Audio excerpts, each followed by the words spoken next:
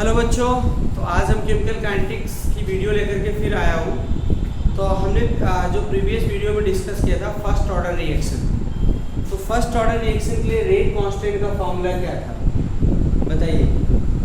2.303 upon T log R naught upon क्या होगा R, क्या था log R naught upon R. ये आपका इंटीग्रेटेड रेट इक्वेशन फॉर इसके लिए फर्स्ट ऑर्डर रिएक्शन। आज हम हाफ लाइफ पढ़ेंगे फर्स्ट ऑर्डर रिएक्शन के लिए। Half life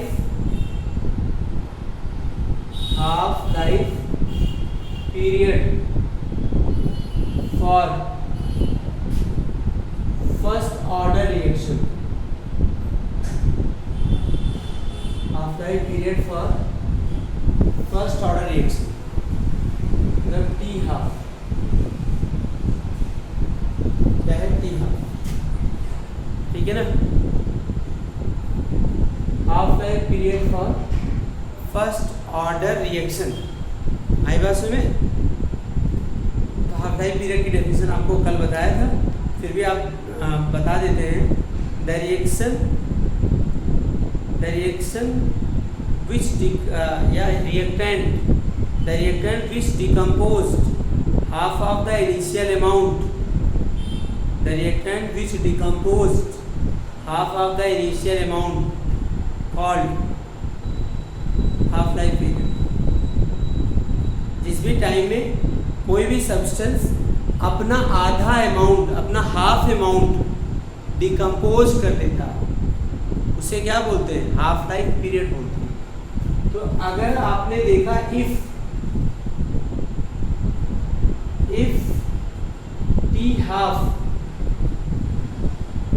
if t equal to the t half, then r equal to the क्या हो जाएगा r नॉट बाई 2। r क्या था concentration of reactant at time t, क्या था concentration of reactant at time t। तो अगर t क्या हो टी हाफ की इक्वल हो, अगर टी किसके इक्वल हो टी हाफ की इक्वल हो, तो आर इक्वल टू क्या हो जाएगा R naught by 2। R equal to R naught by 2। तो के इक्वल टू क्या हो जाएगा 2.303 upon T half log R naught upon R naught by 2, क्योंकि टी की जगह आपने क्या रखा टी हाफ,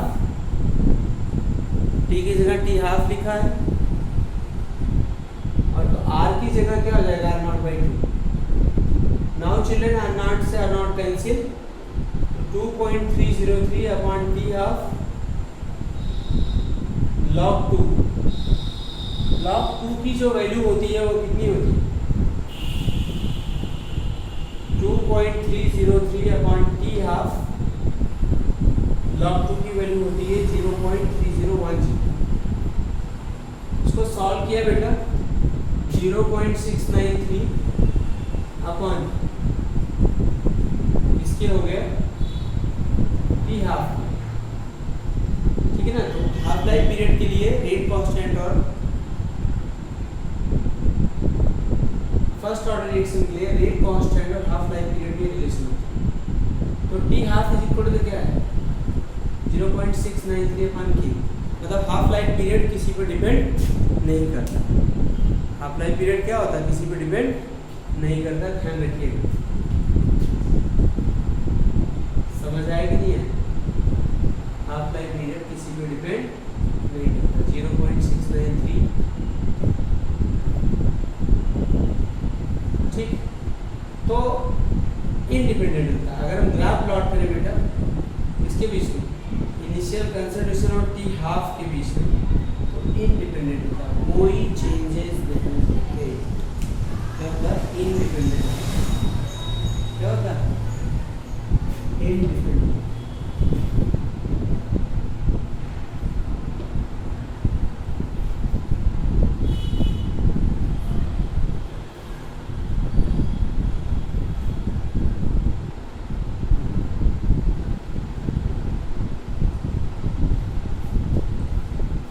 ठीक। अब बेटा आपको क्वेश्चन करा देते हैं। दो फॉर्मूले आपको याद रखने की जरूरत है, ठीक है ना। फर्स्ट क्वेश्चन है a first order reactions. Question बेटा a first order reaction decomposed 50% in 30 minutes.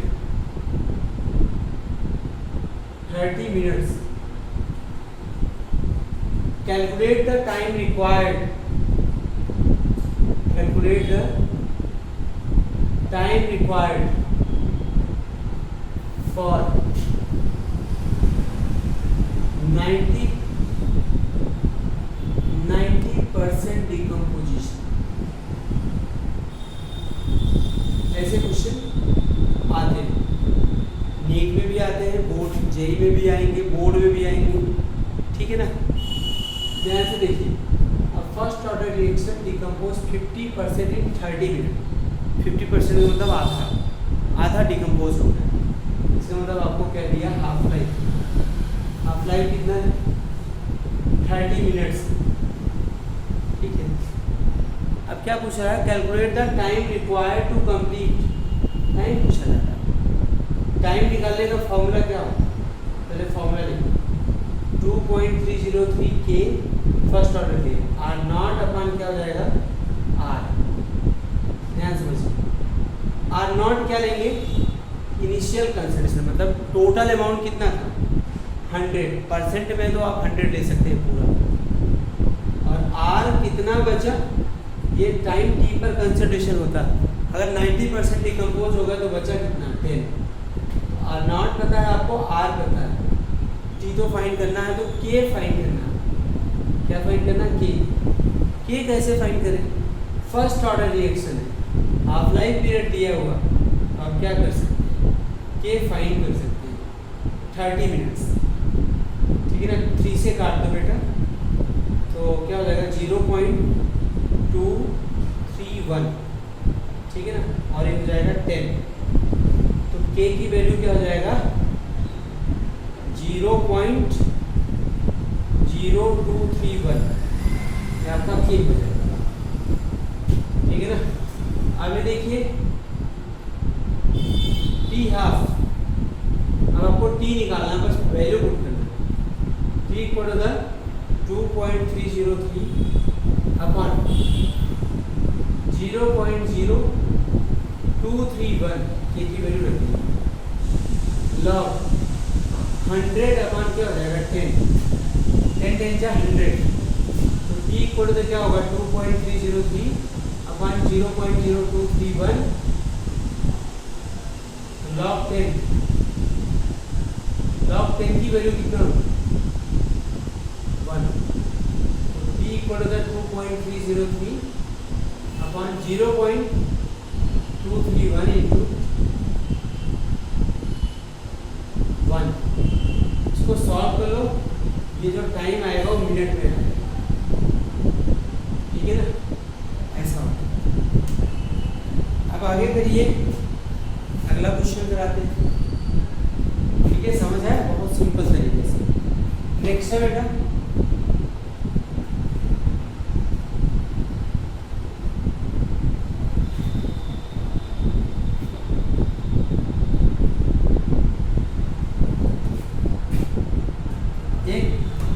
अच्छा क्वेश्चन है। So that time required for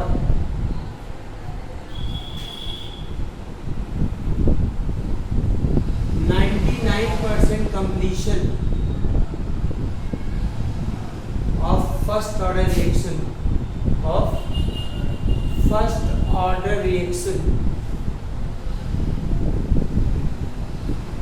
is twice of time required for 90% completion. Time required for 90% completion. हम एक मतलब question में ये पूछ रहा है, आपको ये प्रूव करना है कि time required for 99% completion twice of the time required for 90% completion, ये प्रूव करना आपको। चलिए प्रूव करते हैं। T99 जब 99% डिकम्पोज होता है तो कितना बचेगा बताइए? लॉग 100 अपॉन क्या हो जाएगा? 1। 99% कंप्लीट होगा तो बचा कितना? 1। और T99 इज इक्वल टू किसके होगा? 2.303 के लॉग 100 की वैल्यू क्या होती है? 2। ये इक्वेशन आपका 1 हो गया। कौन सा इक्वेशन हो गया आपका? 1। ठीक है ना। अब टाइम फॉर 90% कंप्लीशन 2.303 अपॉन के लॉग क्या हो जाएगा? 100 अपॉन 90% कंप्लीट हुआ तो 10%। तो ये बताइए 10 डेल्टा 100 लॉग 10 की वैल्यू क्या होती है? T90 is equal to the 2.303 upon T. ये this is the equation second. From equation क्या होगा? From equation 1 and 2. From equation क्या होगा? 1 and 2. तो क्या होगा? T99 is equal to the, देखो ये किसके इक्वल है? 90 के ना। T99 is equal to the T90 into क्या है? 2 हो गया ना? ट्वाइस हो। क्या हो गया? ट्वाइस हो। अगला क्वेश्चन कैसे सॉल्व करेंगे और? ठीक है ना। नेक्स्ट क्वेश्चन फर्स्ट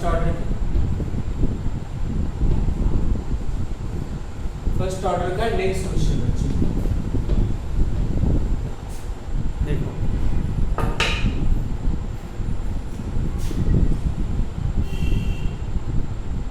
अब फर्स्ट ऑर्डर रिएक्शन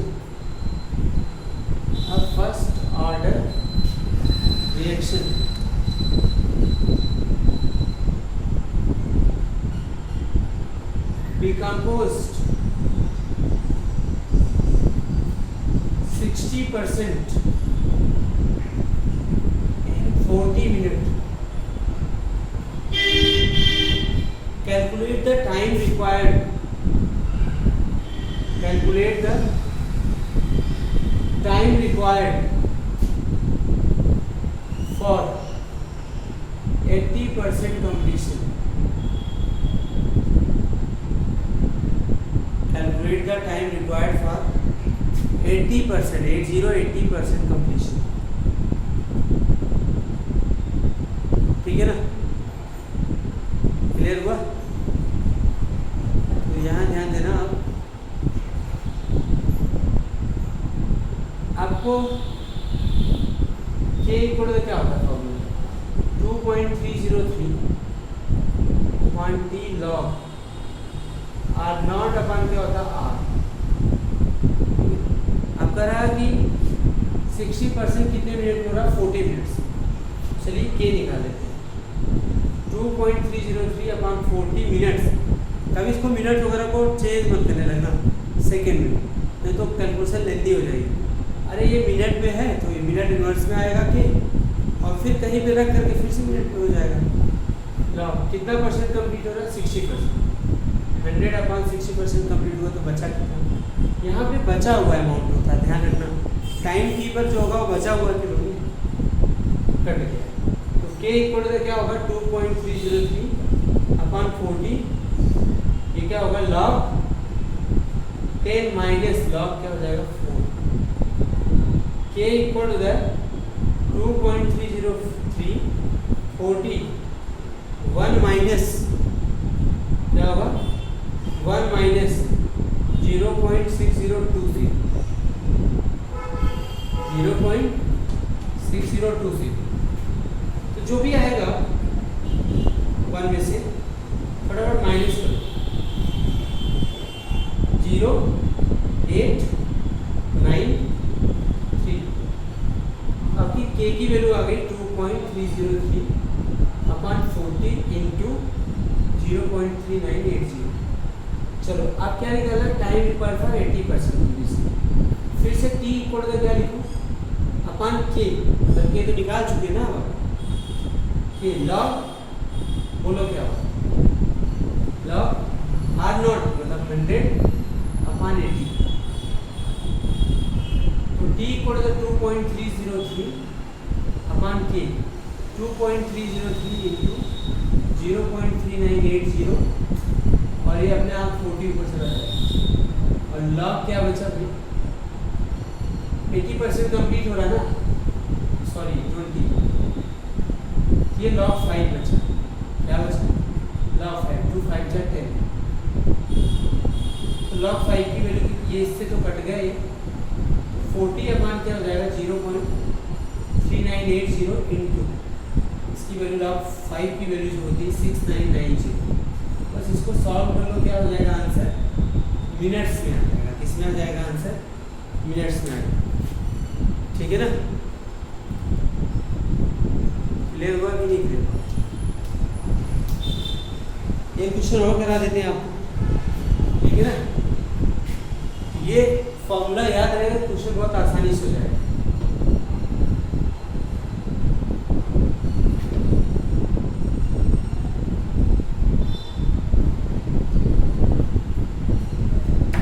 ठीक, देखना, first order reaction, first order reaction